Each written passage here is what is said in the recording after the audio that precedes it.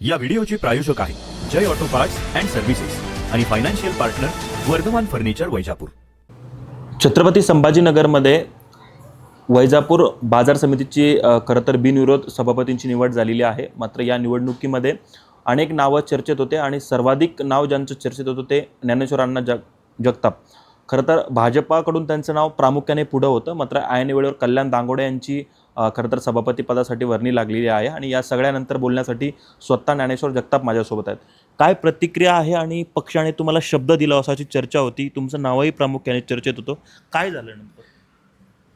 अविश्वास आणण्याच्या काळामध्ये जेव्हा सगळी परिस्थिती तयार झाली त्या काळामध्ये पक्षाने मला सांगितलं की अविश्वास आणला पाहिजे आणि तो अविश्वास आणण्यासाठी जी संख्येची जुळाजुळव होती ती सगळी जुळाजुळव माझ्या माध्यमातून झाली।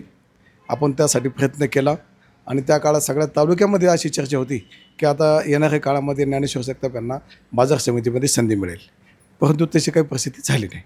बरं, अजून एक महत्त्वाचा विषय की नगरपालिकेच्या निवडणुकीत तुम्ही भाजपसाठी मोठं काम केलं, या सगळ्यामधल्या काळामध्ये बाजार समितीमध्ये तुमचं नाव प्रामुख्याने पुढे होतं। अशी स्थिती असताना असं हे समीकरण का जुळवलं गेलं नसेल? यामध्ये कुणी काय केलं असेल? नगरपालिकेच्या निवडणुकीमध्ये पक्षाचं इमानी इतबारी मी काम केलं। अनेक आपण ज्या बघितल्या अनेक घडामोडी शेवटच्या क्षणापर्यंत आपण ओढून आणल्या आणि विजय कसा भारतीय जनता पक्षाच्या उमेदवाराला मिळेल त्या माध्यमातून आपण सगळे प्रयत्न केले आणि त्यात आपण यशस्वी झालो तुमच्या माध्यमातून। परंतु बाजार समितीमध्येही तशीच परिस्थिती होती, बाजार समितीमध्ये अविश्वास येईल अशी कुठली परिस्थिती नव्हती।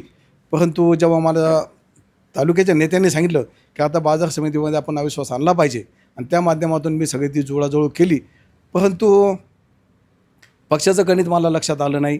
कारण सगळ्या जुळाजुळव करायची, सगळे माणसं जोडायची, सगळ्या गोष्टीचा सगळा विचार करायचा आणि यदा कदाचित मला असे शंका यायला लागली की कल्याण दांगोडे MBA झालेले आहेत, सुशिक्षित आहेत, मोठे शिकलेले आहेत, त्यांनी विधानसभेला कोणाचं काम केलं याची तुम्हाला सगळ्यांना माहिती आहे, नगरपालिकेला जिल्हा परिषदमध्ये त्यांनी कोणाचं काम केलं त्याचं बक्षीस म्हणून त्यांनी चांगलं काम केल्याबद्दल त्यांना बक्षीस दिलं असेल पक्षाने, किंवा ते MBA आहेत आणि जसं बँकेचा विकास त्यांनी केला त्याच पद्धतीने त्यांना मार्केट कमिटीचा विकास त्यांच्या माध्यमातून करून घ्यायचा असेल तर मला वाटतं ती गोष्ट माझ्यासारख्याला काही पचली नाही। पण सुरुवातीपासून त्यांचं नाव चर्चेत नव्हतं, तुमचं नाव चर्चेत होतं, असं ऐन वेळेवर पक्षाच्या नेत्यांनी तुम्हाला विचारात घेतलं नाही का?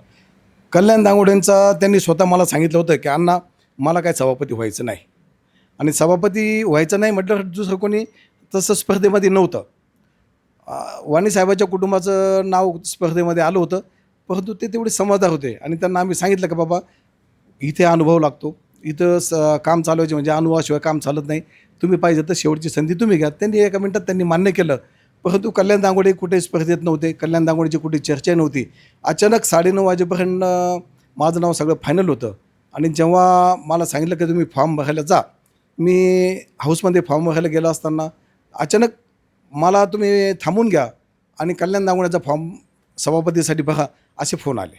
बरं, अजून एक महत्त्वाचा प्रश्न, तुमची ही निवड प्रक्रिया पार पडण्यामध्ये तुमची एक सहल गेली होती, ती सहल काढण्यामागचं कारण काय होतं नेमकं पक्षाचं? तसं सहल काढण्याची काही आवश्यकता नव्हती। सहल म्हणजे आम्ही फक्त एका गावात जाऊन थांबलो होतो 2 दिवस आधी। त्याचं कारण असं का बा बाकीच्या लोकांना असं वाटत होतं की आमदार यामध्ये काही फोडाफोडी करेल, परंतु तशी परिस्थिती त्या काळात नव्हती। कारण संख्याबळ आमच्याकडे जास्तीच असल्यामुळे आमदारांनी पण त्यामध्ये काही हस्तक्षेप केला नाही आणि त्यामध्ये त्यांनी पूर्णपणे फ्री हँड सोडून दिलं। बरं, तुम्ही विधानसभेच्या वेळेस महायुतीचे उमेदवार म्हणून आमदार बोरनारे यांच्या पाठीशी उभा राहिलात, नगरपालिकेच्या वेळेस भाजपचे उमेदवार म्हणून डॉक्टर दिनेश परदेशी यांच्या पाठीशी उभा राहिलात, परदेशींनी तुमची साथ दिली नाही का यावेळेस? नगरपालिकेला मी दिनेश भाऊचं काम केलं, विधानसभेला मी सरांचं काम केलं, परंतु वैयक्तिक आमदार म्हणून नाही केलं किंवा वैयक्तिक दिनेश भाऊ म्हणून काम नाही केलं। पक्षाने जसे आदेश दिले, पक्षाने त्या काळात आम्हाला सांगितलं होतं की तुम्ही युतीसोबत राहिलं पाहिजे विधानसभेला, आम्ही युतीसोबत राहिलो। पक्षाने आता ह्यावेळेस आम्हाला सांगितलं की आपण भाजपच्या माणसाला ताकद दिली पाहिजे, भाजपच्या माणसाला निवडून आणलं पाहिजे आणि त्याची विशेष करून जबाबदारी त्यांनी मला सांगितली होती, म्हणून त्या पद्धतीने आपण काम केलं। व्यक्तीच्या प्रेमापोटी नाही तर पक्षाच्या आदेशप्रमाणे काम केलं। नाही, पण बिनविरोध निवड झाली, खरं तर त्यांच्या विरोधात एकही अर्ज दाखल झाला नाही, यामध्ये तुम्हाला दिनेश परदेशींनी शब्द दिला असं बोललं गेलं होतं, काय नेमकं सत्य आहे त्यातलं? शब्द दिला त्याबद्दल सगळ्या तालुक्यालाच माहिती, मला एकट्याला माहीत नाही। तालुक्यामधल्या 1000 लोकांनी दिनेश भाऊला भेटले असेल, तालुक्यातल्या 500-700 लोकांनी दिनेश भाऊला फोन केले असेल. त्यांनी सगळ्यांना दिनेश भाऊ हेच सांगत होते की ज्ञानेश्वरांना फायनल आहे, ज्ञानेश्वरांना शिवाय मार्केट कमिटी तिथे चालणार नाही, त्यामुळे त्यांना केल्याशिवाय आपल्याला पर्याय नाही. परंतु अचानक 10 मिनिटाच्या काळामध्ये कुठं माशी शिंकली मला माहीत नाही.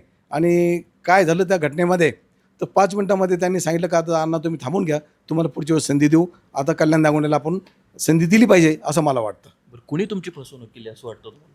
नाही, आता काय होतं पडद्यामागच्या हालचाली काही लक्षात आल्या नाही. परंतु ज्यांना तालुक्याच्या मार्केट कमिटीच्या तालुक्याच्या शेतकऱ्याच्या संबंधित जर हित माहीत नसेल किंवा हित करायचं नसेल तर त्या लोकांनी पडद्यामागून सगळे म्हणजे काड्या केल्या.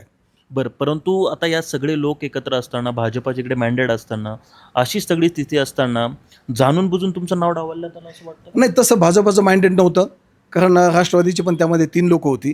त्यामुळे 3 लोकं जर ती कमी केली तर भाजप अल्पमतात येत होता. त्यामुळे त्यामध्ये राष्ट्रवादीचा पण विचार त्यामध्ये होता आणि राष्ट्रवादीचे 3 लोकं असल्यामुळं त्यांचे पण काही विचार झाले असेल तर मला त्याची कल्पना नाही. नाही, पण आता तुमची फसवणूक नेमकं कोणी केली? नाही, असं वैयक्तिक आता आम्ही 2-3 दिवस बाहेरगावी होतो. आल्यानंतर दिनेश भाऊच्या घरी चहा घेतला आणि चहा घेऊन आम्ही फॉर्म भरायला गेलो. त्यामुळे 2-3 दिवसाच्या काळामध्ये आमचे सगळे फोन बंद होते.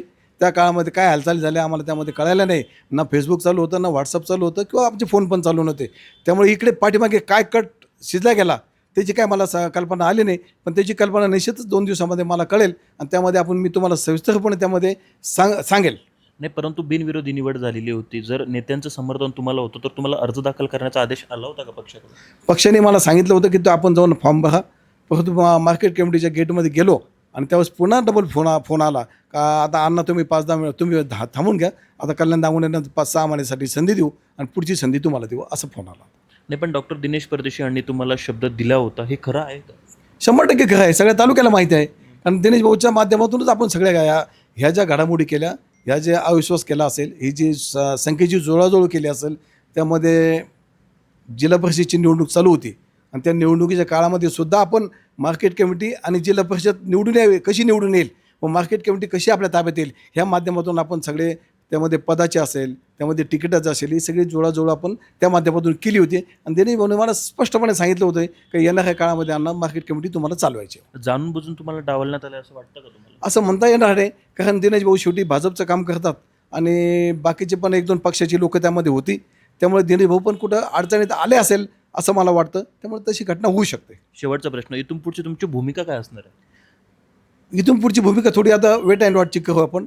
1-4 दिवस जाऊ द्या, त्यानंतर मी सगळ्या सविस्तर घटनेवर तुमच्यासोबत चर्चा करेन. बरं, तुम्ही पक्ष बदलणार असल्याची चर्चा आहे काय ते? नाही, हे छोट्या मोठ्या घटना आयुष्यामध्ये राजकारणात होत असतात. राजकारणामध्ये अनेक अटलजीसारखे मोठे माणसं निवडणुकीत पडले होते, ते देशाचे पंतप्रधान झाले. म्हणून अशा छोट्या मोठ्या घटनेमध्ये पक्ष बदलणं किंवा असे छोटे मोठे विचार डोक्यात आणणं ही काही योग्य होत नाही.